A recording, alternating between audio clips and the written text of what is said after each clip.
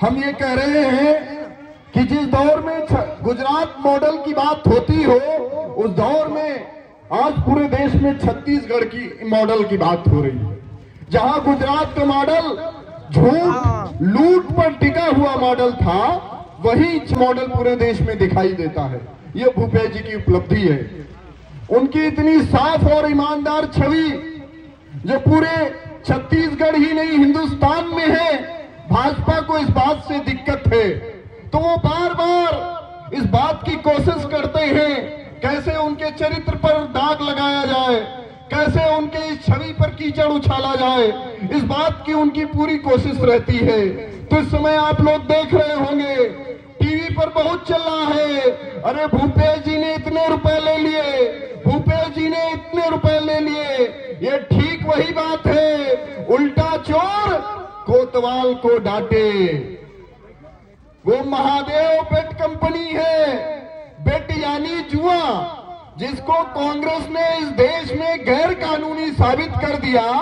इन भाजपाइयों ने उसको online app बनाकर पूरे देश में कानूनी घोषित कर दिया। हमारे आपके बच्चे हम जान भी नहीं पाते हैं और मोबाइल पर वो जुआ खेल रहे होते हैं। इसके खिलाफ जब भूपेश जी ने छत्तीसगढ़ में कार्रवाई की, कहा हम अपने नौजवानों को बर्बाद होते नहीं देख सकते, हम अपने नौजवानों को बर्बाद नहीं होने देंगे।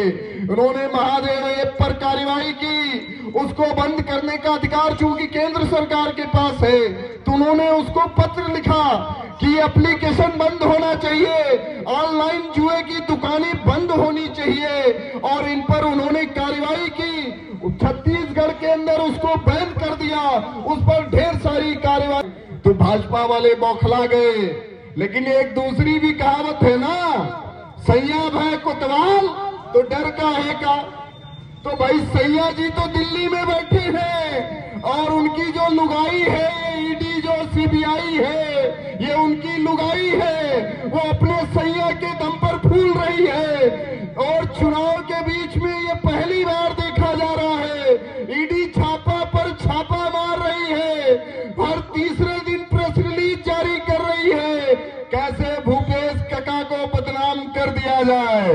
लेकिन क्या आपने देखा है कि अरे झूठ तो झूठ होता है भाई, चाहे जितना आप चीख कर बोलिए, चिल्लाकर बोलिए, झूठ तो झूठ ही रहता है, सच हमेशा बेदाग होकर निकल कर आता है।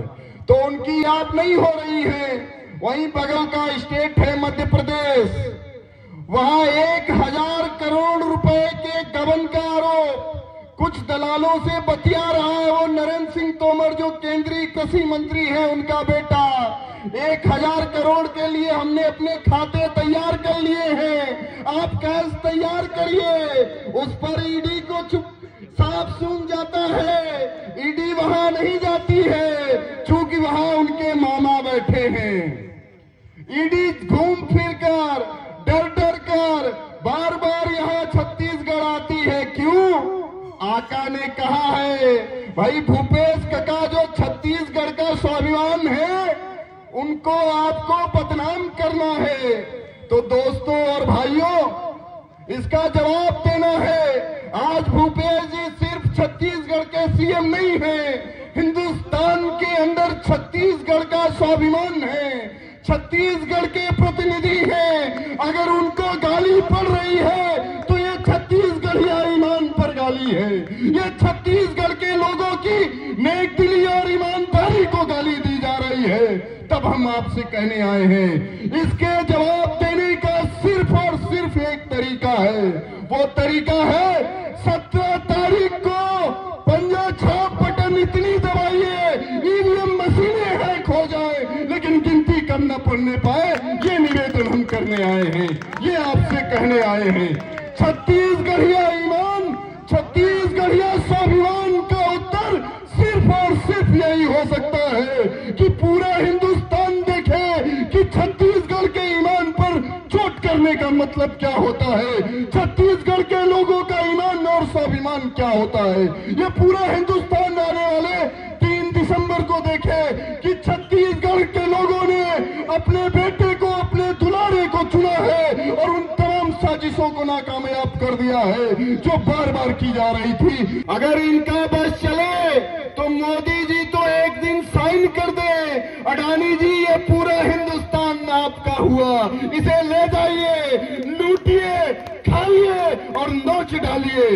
तब हम कहने आए हैं, क्या ऐसा हम लोग होने देंगे? हमारे पुरखों ने, बाप दादाओं ने कितनी बड़ी कीमत चुकाकर, अपनी जान देकर इस देश को बचाया है। अंग्रेजों को भगा दिया, उनसे छीनकर अपना हिंदुस्तान ले आए, अपने हिंदुस्तान को अपने कलेजे में छिपा लिया। तब हम ये कहने आए हैं, हम लोग भी उस विरासत को बचाएंगे, हम लोग भी अपने हिंदुस्तान को बचाएंगे और इन लुटेरों से कह देंगे, इन अंग्रेजों के दलालों से कह देंगे, अरे हमारे बाप दादे अंग्रेजों से नहीं डरे, तो इन अंग्रेजों के दलालों से क्या डरेंगे? हिंदुस्तान कल भी हमारा था, हिंदुस्तान कल भी हमारे बाप दादों ने बचाया था। आज हम उस ईमान को, आज हम उस विरासत को हम भी बचाएंगे और इसको बचाने का सिर्फ एक तरीका है। छत्तीसगढ़ को बचाने का, इस मुल्क को बचाने का एक ही तरीका है। आज के दौर में कांग्रेस को चुना जाए, पंजा छाप की ओर चला जाए, सिर्फ और सिर्फ एक ही तरीका है इस देश, मुल्क और छत्तीसगढ़ को बताने के लिए। शुक्रिया दोस्तों, इसी के साथ मैं अपनी बात समाप्त करता हूँ।